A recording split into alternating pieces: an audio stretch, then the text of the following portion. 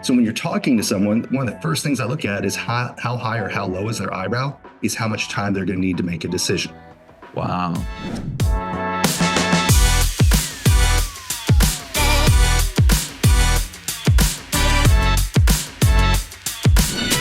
Welcome back to the show. I'm your host, Remington Ramsey, and today my guest is Brian Galke from Subtle Skills. I'm so glad I nailed your name because Steve, our mutual friend, can't even say it. Steve Sims. Welcome to the show, Brian. Thank you for having me. Brian has a unique story and a unique set of skills. I feel like I'm giving a bio for the guy from Taken. Yeah. But Brian created a program based on years of research.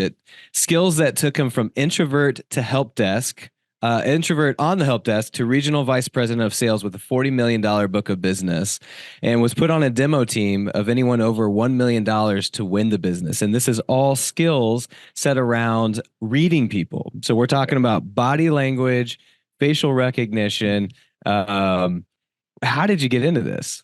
Fluke circumstances. 2010, a friend came into town for a trade show. She said, let's go to dinner. I show up at the restaurant. She called and said, hey, I'm not going to make it. And I'm like, well, great. And so, I'm in a pissy mood. And then she said, no, you got to come over and meet this guy that's at the trade show. I said, why do we need to meet this guy? She goes, because he reads faces. And I go, oh, yeah, let me just rush over there for that one.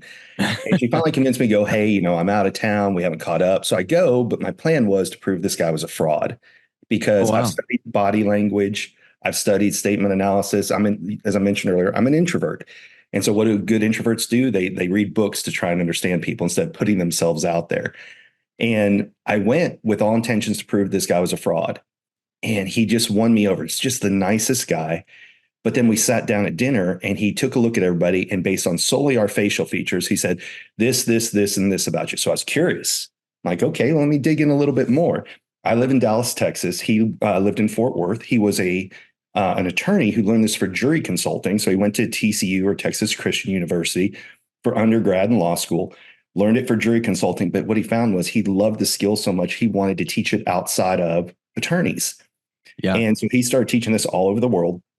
And so I would drive from Dallas to Fort Worth twice a month, 45 minutes each way to study with him in a group setting. And it just worked. And so I would take the book and I'd study and I'd go on the road.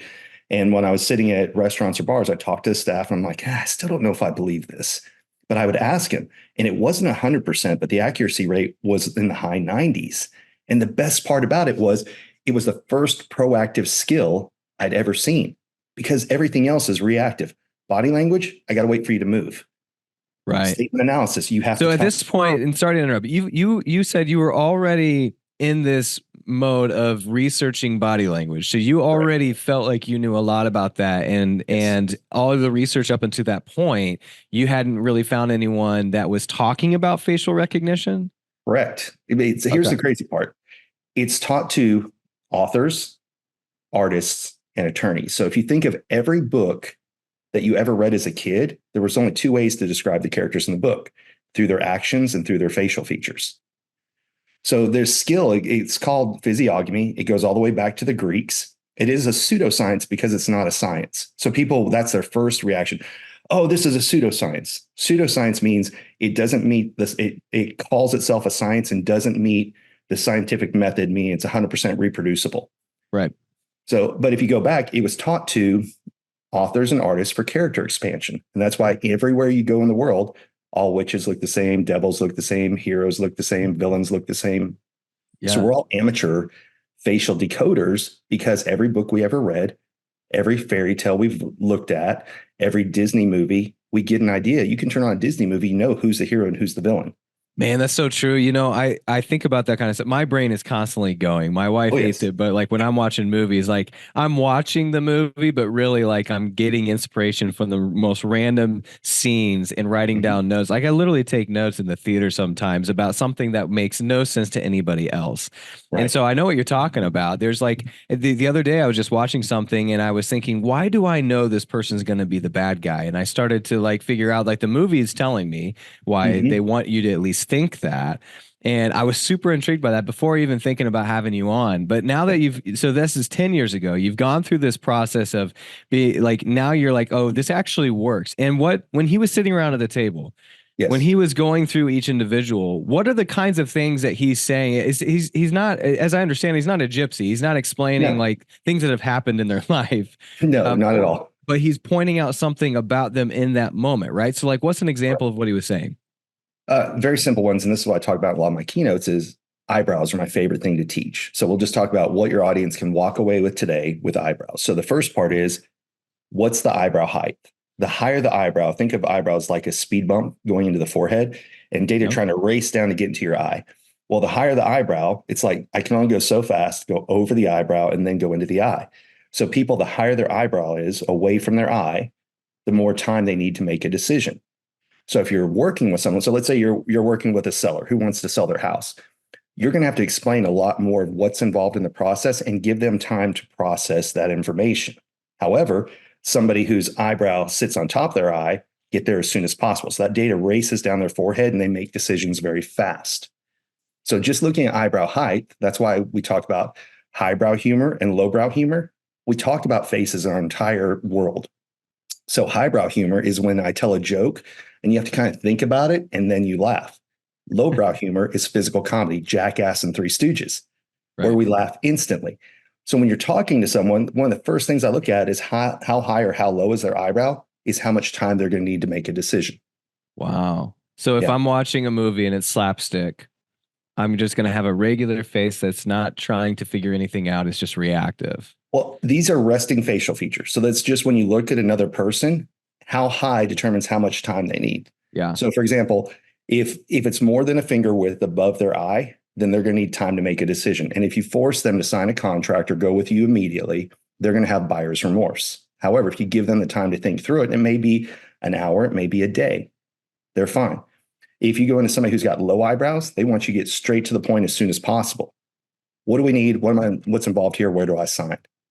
And this is how Yeah. you can learn to present information. So if I went in when I used to be on like the demo team, if I saw that everybody in there had very low eyebrows and our PowerPoint was 60 slides long, then we would start asking them questions instead of just presenting to them the whole time. Oh, But if they sure. had higher eyebrows, then they need more information before they make a decision. So you Hmm. focus on more features for them.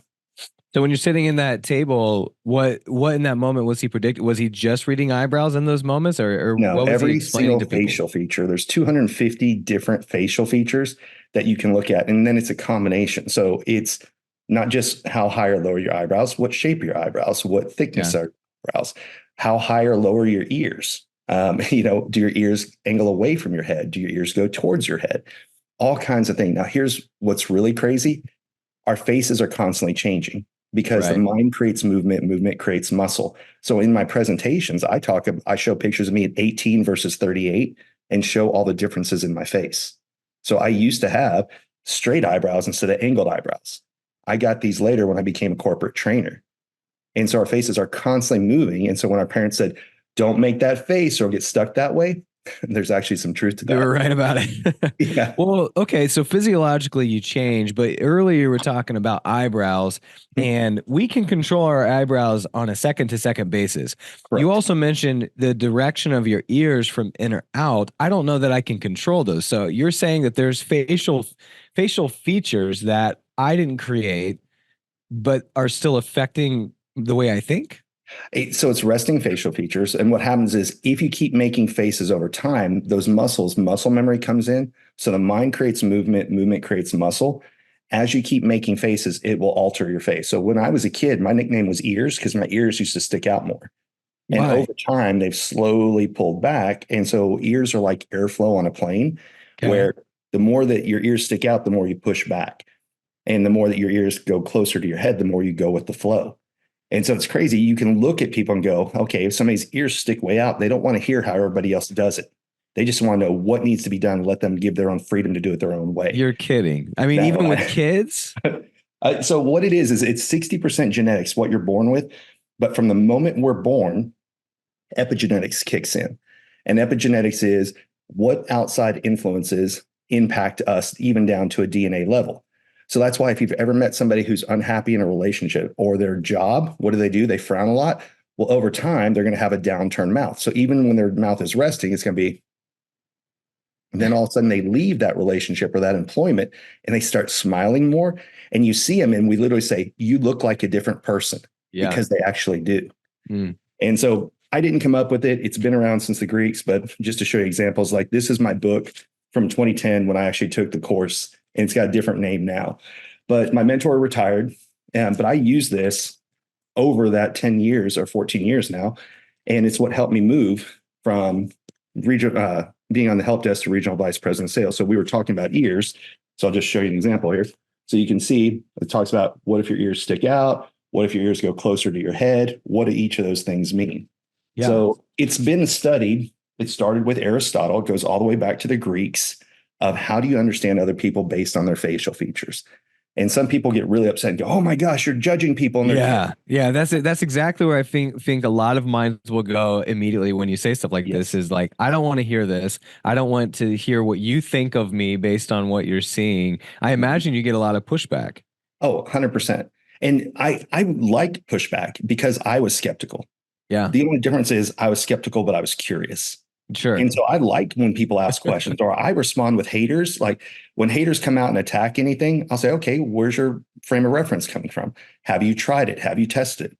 Because that's me. I'm a skeptic, but I'm a curious skeptic. And I didn't believe it. And I wasn't willing to tell anybody I did this. Matter of fact, the whole reason the company's called Subtle Skills is because you don't tell anybody what you're doing. But people can feel when you're trying to create a connection with them or if you have commission breath. And we've all dealt with that person who has commission breath. A good example is my first condo I ever bought. I had a condo that I liked, and then I had a second one. Yeah. And my realtor said, "I know you like this other one, and it looks nicer, but it was actually built as rental and not as permanent. And they convert it from apartments to condos.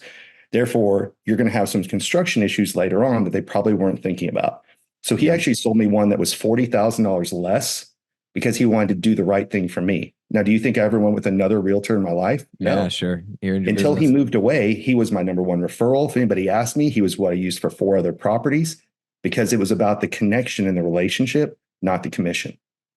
Yeah. That's a great lesson right there. But for your transition from being curious and not being so turned off that you actually want to know more about it, you converted your own mind to like, I could use this. This is great. And over the course of, I'm assuming like the next 10 years, you went from not only using it in your business to now teaching this. Like, is this your full-time gig now, is teaching these skills? This is my full-time gig. My mentor retired during COVID. And so I started speaking in 2021 just for free and for fun because I was still regional vice president of sales. And I thought, you know what? This skill changed my life. I want to teach it to other people. And so I started. He passed the torch to you. Yes, he literally passed the torch to you. So you speak on behalf. So if we book Brian Galke with the Subtle Skills, what can we expect to see from stage as you're doing this now? Sure. So we spent, let's just say it's a typical 60 minutes. The first 45 minutes is a little bit about the background because look, I was skeptical too. So you have to build up before you start teaching the skill. So how did I run across it? What's it based on? How does it work? The common questions. What about genetics? What about plastic surgery? What about makeup? That's true. Yeah. So trust me, these are every time. Yeah. Yeah. Like every website has an FAQ. Well, I just put those at the beginning of the presentation. Yeah. Then we start with eyebrow height. Then we get the crowd involved. And then I show pictures and show, okay, who would you start talking to first? Then we go to eyebrow shape. And once we talk about the different shapes, we go, okay, how would you present the information to them? Are they a facts, figures person? Do you make it about them? Do you make it about other people?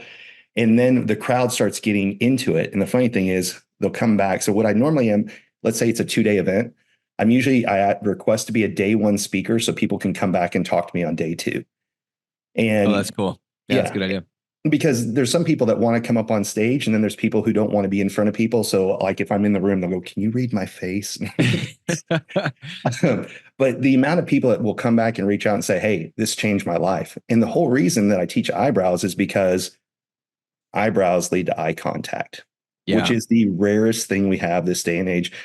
Steve Sims, our buddy, got me this watch when I joined his mastermind. I refused to get my own Apple Watch because I didn't want to be distracted. It's an amazing thing. I use it for health tracking now, but I turn off every notification because I know myself. I would sit there and if it went off, I'd be like, Yeah, be Not paying obsessed attention. with the So I say these devices connect us to the world and disconnect us from each other at the exact same time. Sure. Well, so I've got questions that I'm sure are on your FAQs. If Yeah. you're have you have you ever been wrong? Like you said, 90% success rate. So some Mhm. people, I would assume now, obviously you don't want to apply the exceptions to the rule Right. as, mass distribution of this. But if if you're using this skill, is there a predictable way to tell that it could be wrong because of something? Um, it's a yes and no question. I'll give you the most blatant example is somebody who has a flatter upper lip. If somebody else volunteers them and they don't volunteer themselves, they will argue and say everything you said is wrong. And we say, Already, like it's yes. predictable. Oh, Wow. yes. And think about it. If you ever tell somebody, hey, keep a stiff upper lip, it means be stoic. Don't share your emotions. Well, the Yeah. reason we use that frame is because people with flatter upper lips don't like talking about themselves until they feel comfortable. So Yeah. it doesn't mean they're never going to open up, but it means you need to take your time getting to know them and not be so abrasively, in their mind, abrasive, because you ask a lot of personal questions. So, do you know who Janine Driver is, the body language expert? Yep. Okay, so actually, her book's right here. So Janine and I do a course called Read the Face, Read the Room, which Yeah. is I teach how do you proactively look up somebody ahead of time, and then she teaches body language after the fact. Janine will get up on stage, she will share, she will overshare sometimes, but the minute she gets off stage, if you ask her something that she deems personal, she'll go, "Why do you need to know that?" Oh, Yeah. So if somebody with a flatter upper lip comes up and volunteers, I'll actually bring it up on stage and say, I know this is out of your comfort zone. Thank you for coming up and volunteering, yeah. because it's acknowledging that upper lip. So if you go to a lot of former communist countries, I've been to Romania, Bulgaria, Poland, you see a lot of flatter upper lips because people were not allowed to have a public opinion on things. Yeah. So what happens is we do lip suppression when we're not allowed to talk, and that will actually alter the size of your lips over time. Why would you want to do that? Well, because think about it, they could be killed if they had a public opinion when they're Oh, so doing you're, something. oh, I got you. Yeah, I saw, did you see Tetris? Did you see the movie Tetris? I did not. You need to watch Tetris. It's Okay. really interesting about how Tetris was brought to the States, but it was Russian owned and, Mhm. the communist thing. Like that's immediately what I thought of when you were talking about this, because you can see that and you can tell who's Russian, who's not based on like that. And what's Mhm. interesting is I feel like our top salespeople, right? So this podcast goes out primarily to the top 1% of realtors. Mhm. Um, they're good at this without knowing why they're good at this. So they can Correct. see faces and talk to someone in a way that makes sense in that moment, but they probably couldn't tell you exactly why and the science of it. Why is it Correct. important for them to know this? Like, why is it important to know more, have more education around these facial expressions? Mhm. I'll give a simple analogy. When I was a younger kid and I traveled to other countries, I would go there and expect them to speak English. And if they didn't, I'd speak English louder. And as you can imagine, that didn't go so well for me. That's But when I great. learned to basic phrases, please, thank you, good morning, good evening, where's the bathroom, things that I needed their cooperation for, I had a better experience. Yeah. And that's what this is. This isn't judgment of character, but it's looking at someone. For example, I'm extremely visual. So when I'm talking, I'll say things like, picture this. Do you see where I'm coming from? I love to text people. I want to see memes. But if I'm talking to somebody who's auditory, I'm not speaking their language. Yeah. So auditory is larger ears, smaller eyes. Or they'll tell you when they're talking to you, because they'll just say, it doesn't sound right to me. I hear where you're coming from, but I just don't feel like you're listening to me. All those are auditory phrases. So if you start saying those things back to them, you're learning to speak their language instead of pushing yours, which we all know is commission breath. And so Okay. we I learn these got things. Yeah. I got to interrupt you on the larger ears, smaller eyes thing. Are you saying the smaller eyes I can control? Right. I'm still struggling with these concepts of things that I don't feel like I can control. When you say a larger ear, smaller eyes, how do I control how big the ear is? It's not. That's genetics. But then what if you look at all babies when they're born, what do they all have? Large eyes. Because the Hmm. only way that they know to take in the world is through their eyes. So babies learn visually first, Okay. then they learn what noises mean, then they learn to make noise. Yep. And based on how you move those muscles in the face, that's that 40% after genetics that will alter your facial features over time. Can I show you an example? Yeah. Here, I'll let you All right, share your screen. I'm gonna have You to know, it's move. funny while we're talking about this, while you're pulling this up. I was talking to some friends at church this week about something that I've been thinking about is, whatever stage of life I'm in, I view people differently based on what I have going on. So Mhm, like if I have if when I first started selling knives back in my Cutco days, I viewed everybody as a potential, client. correct. Then I started kickboxing and I started sizing up everybody. Like, can I Mhm, take this person? What would be my first move? And then I got into something else. And like everyone that I saw was based on what I have going on is mhm. how I view them. Is there any of that that plays into facial, like myself reading somebody else? Yes. So if you know what mirror neurons are, we look for things that we have that are similar, and then we look for what's different. And that's just based on what we do. That's why when somebody else smiles, we smile as well.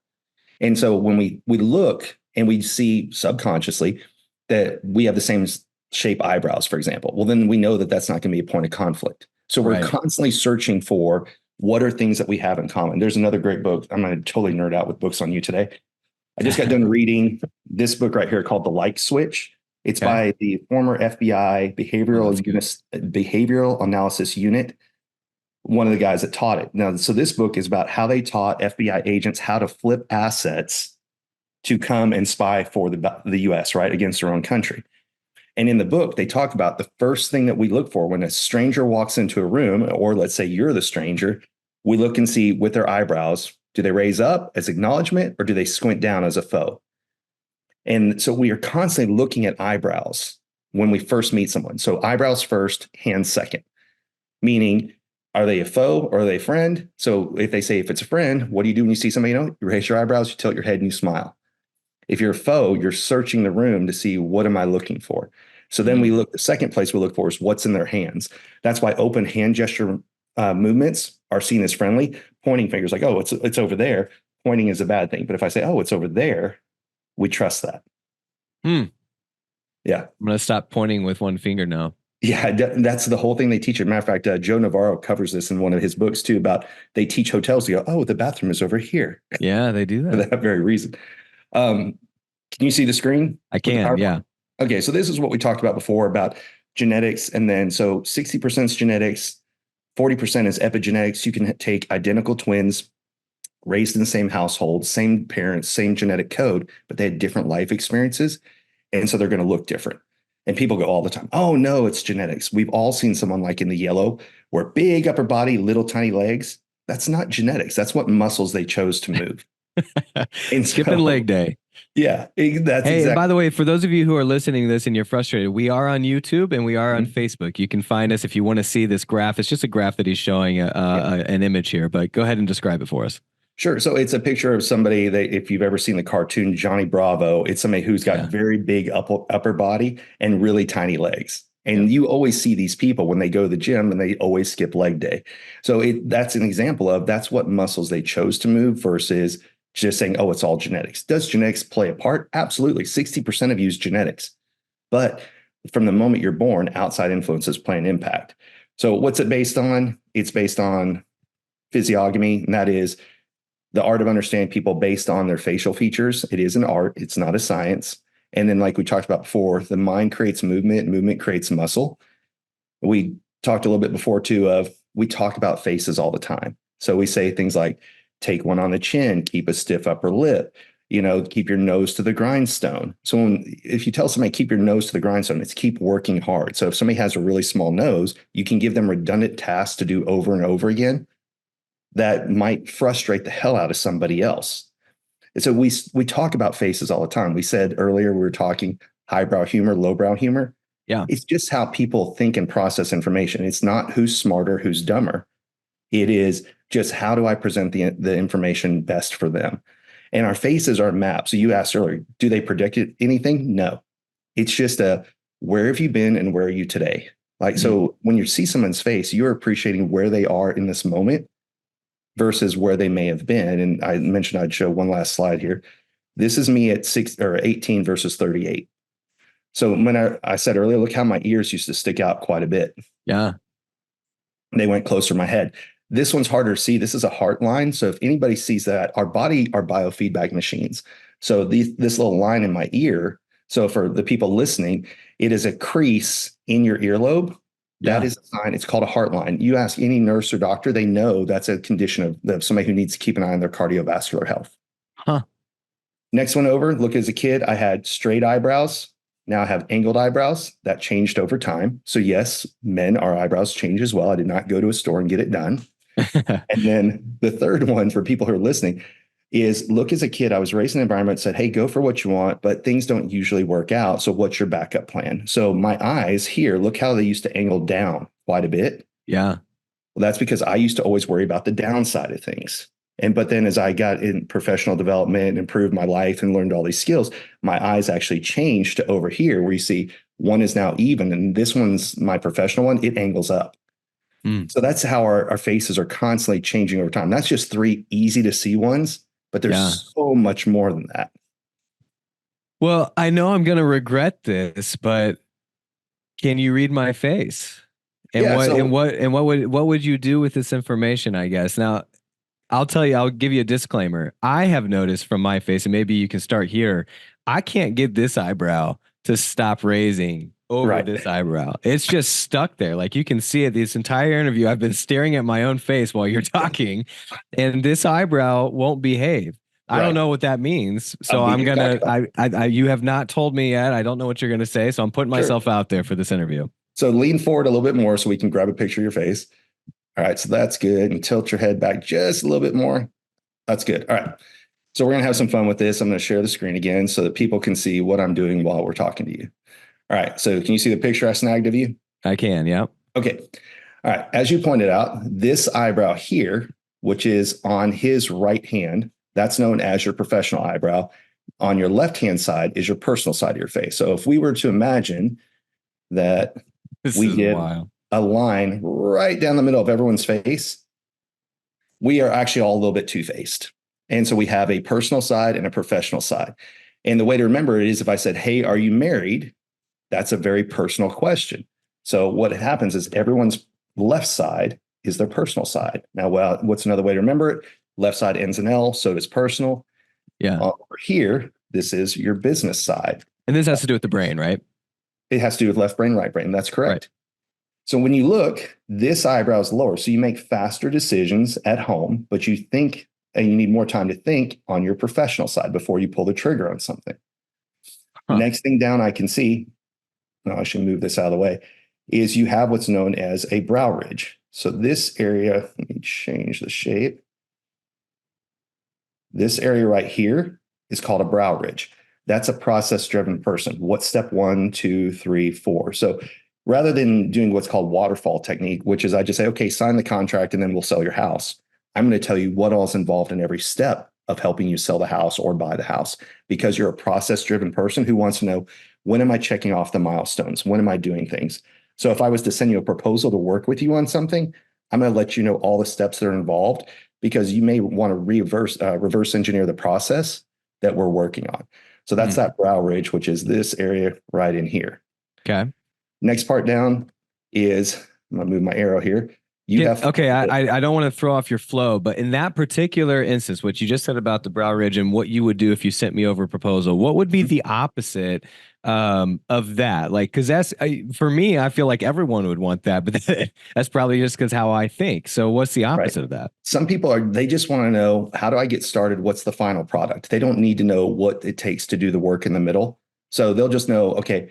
So for example, let's say I'm a realtor who's going to list your house. I'm going to say, hey, we're going to go on MLS. We're going to come in. We're going to take pictures. It's usually going to take around a week to get that done. We'll put the sign out in your yard in X amount of time. Some people just want to know, what's it going to take to sell my house? And so you go, all right, we'll take pictures. We'll put a sign out. We'll have people come in. They don't need to know the time frame and steps that are involved. They just need to know what's going to take place and, to help me sell the house. They're more focused on what's the end result than what takes place going through the middle. Does that make sense? Yep. Sorry to interrupt. I was just curious about that. That's great. Absolutely. No, this is a conversation versus a presentation. Feel free to ask away. Yeah. The next part, and the way I teach is, you read people like you read books, top to bottom, left to right. We already talked about why left to right, personal versus business side. Now, some people are symmetrical, meaning they're the same on each side, but most people are quasi asymmetrical, meaning that there's going to be different sides of their face. And I can show you a picture of ones that like people look completely different on one side of the face versus the other. The next part down is you have fuller upper eyelids. So you're more of a we person than a me person. So the fuller the lid, and I was raised in the day and age of Dr. Seuss, the more lid you see, the more they think in terms of we. So I would change to we language. Hey, well, once we get started and use inclusive terms, once we get this listed on MLS, then people will come in, we'll work together on when we're going to schedule the showings. I would use a lot more we words. Now, next part, this is where it's going to look creepy, but kind of funny at the same time. So we talked about my eyes. So the way you look at, you can take a business card and go from the inside of somebody's eye to the out, and you can look and say, are they even, which yours are? Do they angle up or do they angle down? And when I showed you the picture of me as a kid, my eyes used to angle down. So I was always worried about the downside of things. So for example, if I'm talking to somebody who's going to be selling a house, I'll let them know what are the concerns other customers have brought up and be like, hey, I know you're worried. People walking through your house, your stuff is going to be safe. The people are coming in, we vet them, we have their information, but if you still want to feel more comfortable, feel free to put your valuables away, lock them in a closet, do whatever. So they're worried about what are the downside of things. I was just speaking at Door-to-Door Con in Salt Lake City, Utah, where there were a lot right now. One of the hottest things for people who knock on doors is selling solar panels. Well, I asked them, what's the number one concern? And the answer was damage to a roof. So we taught everyone that if the customer's eyes are angled down, that's one of the first things you bring up. Hey, I know we're talking about all the positives here with solar. I know you're concerned of we're going to damage your roof. You're going to have leaking water. What we do to ensure the integrity of your roof is still intact when we put in these things is we do this. Yeah. When I used to go in and talk to prison officials, because I used to sell technology to jails and prisons, if their eyes angled down, I would talk about why this is the second or third generation of the product and what we learned from our failures or from customer feedback. If their eyes angled up, I would talk about the features and benefits and why we're the best vendor out there. Yeah. So I'm still giving the same information, but I'm tailoring it for the person. Yeah. Man, this is fascinating. I'm telling you, once you get in this, it totally rabbit holes. I'm going to be second guessing literally everything that I do on camera the rest of the day. By the way, the good news is it's resting facial features. Now, what you were asking about earlier is if you've ever seen the show Lie to Me on Hulu, that is micro expressions, which is like body language for the face. Yeah. I started to study that. And it's an amazing thing. I know some law enforcement people some people who teach it to law enforcement. Janine Driver knows it inside and out. I have a friend here, Justin, who he teaches local law enforcement in Texas, and they know it inside out. My personal problem with focusing on micro expressions is I'm afraid I'm not paying attention to the interaction if I'm waiting to see how your face moves. Yeah, that could be so distracting. Someone's talking to you and you're just like, wait, can you make that face again? Exactly. It would be like, because I love body language, it'd be like me staring at your body the whole time, waiting for your body language to move. So I know my own personality, just like I had to turn off the notifications on my watch. Sure. I don't study micro expressions except for one, and I'll show you that as a teaser at the end. Okay. So people with larger nostrils, you can get more air in there, so you're more adventurous. You'll take on more risk. When people have smaller nostrils, you're like, there's not enough air. So you have to help them make sure their bases are covered and they feel comfortable. Then you does that happen? Is that an example of how someone's personality affects their body composition? Where if they were more adventurous, their nose would naturally open up more? Their nostrils would open up more because what do? Like if you take on more tasks, you get more athletic, then your nostrils can grow. So yes, literally the smaller they are, then you just know I have to present the information differently. Yeah. And I grew up as a kid, like as a good example, I had a deviated septum. And so I would watch movies and think, oh man, if I ever get robbed and they put duct tape over my mouth, I'm dead. Game over. Yeah. And that for a long time was me. I was a very risk adverse. I had to make sure everything was covered. And then when everything was perfect, I could take a risk. But as I became more successful and I moved off the help desk and moved off other things, I learned to take risks because with risks come reward. What about now you're saying this is resting features is how we figure this out. Is there anything to say for if I'm having a bad day, if I'm having a bad day or something's going on in my life, it's going to affect quite literally how my face looks that day. is there a way to tell in that moment that that's being affected? Like this is not normal, or like what do you do with that information? That's more mirror neurons. We've all seen someone who's sad, and so we'll ask them, "Hey, what's going on?" And that's Yeah. because the easiest way to understand somebody's mood is to mimic their facial movement. So that's not what I teach necessarily. This is but answering your question. If you've ever seen someone and you were trying to figure out what's going on in their head, mimic their body. I'm talking all the way from if their shoulders are slumped, how do you feel when your shoulders are slumped? If their shoulders are back, how do you feel? So there's if you're familiar with NLP at all, have you heard of that? I don't think so. So it's neuro-linguistic programming. They call this the study of human achievement, but it's how to understand other people. And one of the best ways to do that is mirroring and matching. So we talk about that a lot in body language. Right. If you ever want to understand someone, mirror their body language. Mm-hmm. Now that's also done, and I don't like doing this, but it's taught to some salespeople that whatever you do, I should do. So over time, then I just mimic you. So I just purposely mimic your hands right now.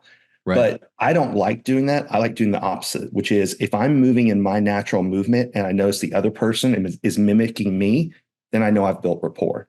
But I'm not trying to force rapport by mimicking you, because there's a good phrase that is a tactic known as a tactic blown.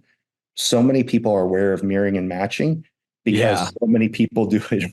Oh, you know what one is like drives me nuts is saying someone's name over and over again because they were told. Yes. They were told to. So like 3 times, Brian, in the sentence, I'm going to say Brian's name because Brian will feel good. So how do you feel about that, Brian? Oh my goodness. Now, I will tell you, breath. It's funny because I'm doing another speaker's 5-day challenge this week. And the husband, it's a married couple that does it. The husband's name is Brian. And every time she's like, "What do you think, Brian?" I'm like, "Oh, am I supposed to be paying attention?" So, and it's true. You were staring at their body language. Yeah. I have a very generic name, a generic Irish Brian, right? But yet I can be in a room full of 200 people and I'll hear when somebody says Brian. So it is a true statement, but like you said, it's overused. And especially with your name, it's not as common. And so if people are saying Remington over and over again, they're trying to do it. Now, in all fairness, people like me, I suck at names. So I may try and say your name a few times, but it's not to manipulate you. It's to try and get it to sink in here. Right. So, I think for me, it's the amount of times, if you have a 30-minute appointment, is it keeping up the entire time? If you're trying to learn my name at the beginning, I totally get that. But if someone like drills that name home the rest of the time, that's just a poorly learned or applied sales skill. Agreed. I'll tell you one that it drives me nuts because once you hear it, you can't unhear it. For a time, there was a very popular speaking technique where people would get up on stage and say, "By the time we're done today, by the time we end this conversation, by the time," because they wanted to keep saying the word "buy" over and over again and trying to get it into your brain to buy my buy product. The book. Yes. Buy my product, buy my book, buy my course. Man. So if I'm at an event and I'm watching another speaker, because I go and attend events just like I go and speak at them. Yeah. And if I hear somebody say "buy" over and over again, I immediately just kind of like cross my arms mentally, like, okay, here's this guy's tactic. Yeah. Yeah, that's great. One of the best tactics I've ever heard, I'm going to give away a secret, is a tactic where I actually stole this from a guy who was doing, he was singing and playing the piano in a coffee house. And he was on his last song, and he goes, and he was talking a little bit too, and he says, he starts to play a little bit of music, and he goes, we've shared some laughs together, and we've really gotten into the music together. I really appreciate you guys being here. Honestly, if there's one thing that I would have you take away from this, it'd be my CD, my album in the back. And he totally goes, misdirection on you. And I laughed so hard. I'm like, I'm going to steal that on stage. And I appreciate that's the opposite. That's earning my business. I might have even bought the CD just because he made me laugh in that moment. Well, there's nothing wrong with a call to action or letting people know how they can work with you further or support you. It's the people who push it the entire time. We've all been to an event where the person was paid to be a speaker and they pitched the entire time. Yes. If you're coming as a speaker and you're paid to be there as a speaker, you're there to teach. Right. And that's what you got paid for. People know how to reach out to you. Or there are some events where they say you're allowed to have a sale at the end, but don't make your entire presentation a sale. Brian, you've been fantastic. I learned so much. I am so self-conscious for the rest of the day, at least. Tell me where we can find you and all your ventures. Sure. Everything is subtle skills, SUBTLE skills. That's the website. But here's what I learned. No one can spell subtle. So I do have a cheat sheet for free, or it'll lead you to my website. You can go to getthecheatsheet.com. And that way you just go, and the cheat sheet covers what we talked about today: eyebrow height, eyebrow shape, eye angles. It's just a cheat sheet. Go out, test it. You can be as skeptical as I was, but give it a shot and see if it works for you. If it doesn't, get rid of it. I believe more people will benefit from this because, again, eyebrows lead to eye contact, and attempting to understand someone else is not manipulation. It's learning to create rapport with people instead of pushing our own agenda. So I love that you ended there. Check him out on Instagram, Subtle Skills. He's got a video that just went viral and is basically doing exactly what he just did with my face on a live stage. Very interesting, very cool. Brian, thanks for joining us. Thank you for Appreciate having having me. you. If you are listening to this and you haven't sent this podcast to another person, you're already behind. So send this podcast to another person, share it with a friend, and send us feedback at podcast@realproducersmag.com so that we can get better. We could potentially feature some of the people that you want us to feature and cover the topics you want us to cover. We'll see you next time.